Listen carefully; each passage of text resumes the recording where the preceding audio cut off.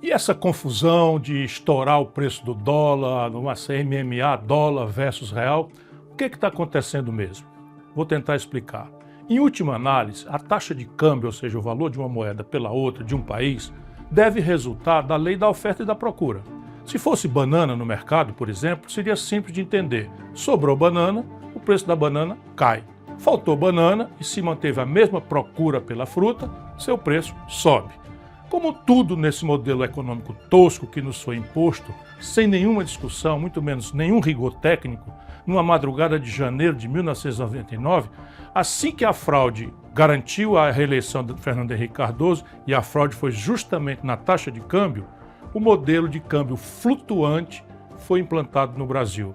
E é baseado nessa lição trivial do liberalismo econômico clássico. Sobrou mercadoria, mantida constante a demanda, o seu preço cai. Faltou mercadoria, sempre com a demanda constante, o preço sobe. No Brasil, faltam dólares presentemente. Essa é a razão ancestral do pico de alta que fez o dólar valer mais de R$6. Como assim? A assimetria de informação é como se chama a primeira distorção no mundo, mas especificamente entre nós, da tal lei do mercado. Nossa grande mídia é um veio de transmissão instantâneo do sistema financeiro cartelizado. Nas editorias é lúcida, é consciente a manipulação de todos os órgãos da grande imprensa da verdade, entre aspas, manipulada pelo baronato do rentismo. Nas redações é um misto de arrogante ignorância com o desejo de agradar os patrões. E assim todo o Brasil sabe que nós desfrutamos de um enorme, bote mais aspas aí, saldo de balança comercial, o que quereria dizer muito mais dólares entrando do que saindo do país. Pois é, só que a conta em dólares do Brasil com o estrangeiro tem muitas outras rubricas além da rubrica comercial e em quase todas as outras rubricas o nosso país está levando uma grande e pior, crescente surra. O resultado final nos últimos 12 meses é um rombo nas nossas contas com o estrangeiro de 2,23% do PIB. Só para que todos tenham uma ideia do desastre que Lula e o PT estão produzindo no Brasil, no ano passado, no mesmo período, tínhamos um saldo negativo de menos da metade do de hoje, no que se chama transações correntes, que é isso, tudo de dólar que a gente manda para fora e tudo de dólar que entra no país. No câmbio do momento em que lhe falo, R$ 6,20 por dólar, o rombo em dólares nas nossas contas externas é de 43 bilhões e 610 milhões de dólares nos últimos 12 meses. Mesmo da balança comercial, há uma deterioração consistente que pode ser vista pelos números de outubro de 24 versus outubro de 23. O saldo no passado, nesse mês de outubro, foi de 8 bilhões 589 milhões de dólares em 2023, contra 3 bilhões 441 milhões esse ano, um terço praticamente. O nacional consumismo demagógico de Lula explica isso também. Basta a economia subir um tiquinho e as importações explodem. Essa é outra faceta da insustentabilidade do modelo. Ao invés de apostarmos na produção, uma aposta no consumo demagógico de curto prazo. Faltam dólares, não tem erro, o preço do dólar sobe. Essa é a primeira razão de estarmos vivendo este filme velho, repaginado pela grande mídia como se fosse novo. É no máximo um remake piorado de mau gosto do que nós já vimos acontecer em 1999 com Fernando Henrique Cardoso e em 2015 com a incrível Dilma. Minha dúvida, que está se dissipando rapidamente, é se Lula vai pagar o preço de sua irresponsabilidade ou se vai conseguir empurrar o problema com a barriga para o início do próximo governo. FHC enterrou o PSDB. Dilma foi ao impeachment, inclusive com a discreta torcida de Lula, e deu no Bolsonaro. Mas não é só essa a causa. Infelizmente, a partir dessa base de fato já descrita, há outras camadas que concorrem para a mais violenta desvalorização do real dos últimos tempos. E para o fato, escondido pela grande mídia, de que nossa moeda nacional é a que mais se desvalorizou no mundo inteiro nesse ano findante de 2024. Sim, o real foi a moeda que mais se desvalorizou em todo o mundo, eliminando completamente a mentira publicada de que a política monetária norte-americana estaria entre as causas da perda de valor em mais de um quarto de nossa moeda. Mais de um quarto. Quem recebeu o equivalente a cada $100 no começo desse ano está encarando agora o fim de ano com o valor recebendo equivalente a meros $75. Não aconteceu nada nem remotamente parecido no mundo em que a população foi empobrecida em 25% em apenas um ano. No ano de 2024, enquanto se distraía o povo com firulas, o governo Lula viu voarem do país, sem fazer nada, nada menos do que 56 bilhões 210 milhões de dólares, somente entre janeiro e outubro, 10 meses. Esse é disparado o maior volume de fuga de capitais estrangeiros pela via financeira, desde que se mede essa estatística no longínquo ano de 1982. Essa newsletter advertiu várias vezes para o fenômeno.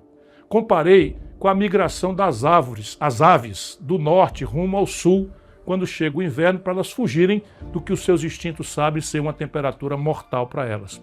Ninguém quer ouvir, mas parte dessa fuga tem como causa a impunidade da enorme fraude das lojas americanas. Fraude essa que causou enormes prejuízos a muitos aplicadores, inclusive pequenos aplicadores, nos Estados Unidos principalmente.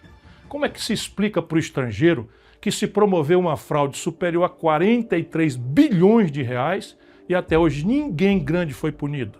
Como fazer do Brasil um mercado interessante e minimamente seguro para investidores com esse enorme escândalo impune?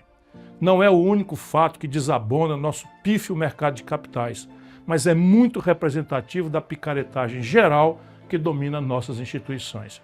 E, finalmente, a alegada questão fiscal. Sim, ela é um aspecto muito grave de nosso provável colapso econômico. A data e o contexto com que foi deflagrado o notório ataque especulativo contra o real, entretanto, não deixam dúvida quanto à atuação em cartel do sistema financeiro brasileiro e de seus sócios no estrangeiro. O que é chocante e vergonhoso é o banqueiro de Lula, o novo presidente do Banco Central, Galípolo, negar explicitamente esta evidência. A mim, nunca enganou. Quem acompanha essa newsletter já sabe da insustentabilidade do modelo econômico em vigor. Vou apenas rememorar. Não faz nenhum sentido a expressão superávit primário no Brasil. Em tese, em manuais ingênuos de economia, à luz da esculhambação brasileira, se você gastasse um pouquinho menos do que arrecada, gerando uma pequena sobra, o tal superávit primário, a sua dívida se manteria em volume estável ou até diminuiria, dependendo do tamanho da sobra. Essa é a picaretagem denominada de superávit primário pela grande mídia brasileira, a serviço sujo dos seus donos entre a banqueirada. Vamos aos números. Desde que essa engenhoca foi introduzida entre nós, naquela madrugada de 1999, nem um único ano, leiam os meus lábios, nem um único ano o superávit obtido foi suficiente para pagar sequer os juros da nossa dívida. Nesse ano de responsabilidade criminosa de Lula e sua banda, deixe eu renovar os números. Até novembro último, o Brasil contabilizou na dívida pública 869 bilhões e 300 milhões de reais, apenas no ano da graça de 2024. Isso equivale a monstruosos 7,49% do nosso PIB, que é um ano inteiro de produção de todo mundo no Brasil, e nos coloca sem rival como o país do mundo que mais paga juros. Como estamos em déficit primário, ainda que pequeno, entre aspas, frente a esses números assustadores, essa montanha de juros vai toda para a dívida pública. Quando o Lula assume prometendo picanha e cerveja para todo mundo, a dívida tinha levado 500 anos para alcançar 7 trilhões de reais. Em apenas 2 anos de irresponsabilidade, a dívida já está em 9 trilhões e 300 bilhões de reais. Subiu 2 trilhões de reais em apenas 2 anos. Ora, ninguém precisa ser economista para entender o que acontece com um devedor que aumenta sua dívida tão velozmente. Os agiotas apertam os prazos, encarecem os custos, ou seja, sobe os juros, e colocam o olho na porta de saída, enquanto acabam de esfolar o devedor. Essa é a explicação derradeira para a oportunidade do ataque especulativo que estamos todos vendo, menos o reacionário Lula e o seu novo banqueiro Galípolo. No curto prazo, comprar dólar é a tal porta de saída. Ora, uma das pernas do tal tripé macroeconômico com a qual o Lula se comprometeu, traindo o Brasil e sua história, é o tal câmbio flutuante. Para que ele existe? Para que as contas externas do país se ajustem selvagemente como a crueldade do tal mercado advoga. País nenhum do mundo sério faz isso. Por quê? Voltaremos ao assunto. O preço do dólar mexe com praticamente todos os preços da economia, diz da competitividade sistêmica nas relações de comércio exterior, enfim, deixar flutuar ao sabor de ataques especulativos não é coisa séria a não ser aqui. O que estamos vendo acontecer? O pior dos mundos. Lula queimou esta semana mais de 30 bilhões de dólares públicos, entregando aos especuladores que, diz o seu banqueiro, não estão especulando.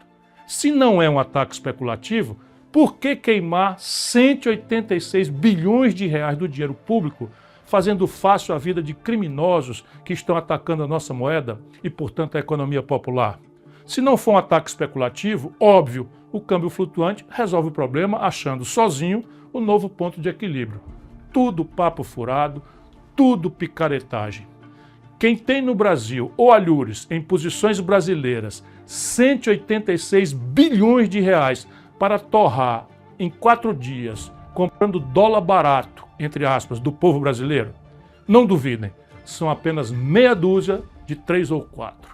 Afora pouquíssimos magnatas estrangeiros que estão trocando sua posição de comprados para vendidos no Brasil, houvesse governo, Ministério Público e Judiciário, seria muito fácil identificar para quem o Banco Central resolveu vender em perfeito acordo e coordenação aqueles que miravam a porta de saída do devedor, irresponsável e demagogicamente. Em tempo, com os 3 pontos adicionais de juros, nossa conta anual ultrapassará a casa de 1 trilhão de reais só de juros por ano.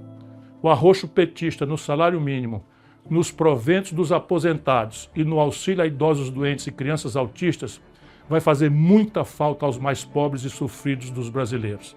Mas será uma ninharia frente a esse trilhão. Cerca de 250 bilhões de reais em 6 anos, o que dá 41 bilhões para encarar 1 trilhão por ano. Estes irresponsáveis quebraram o Brasil.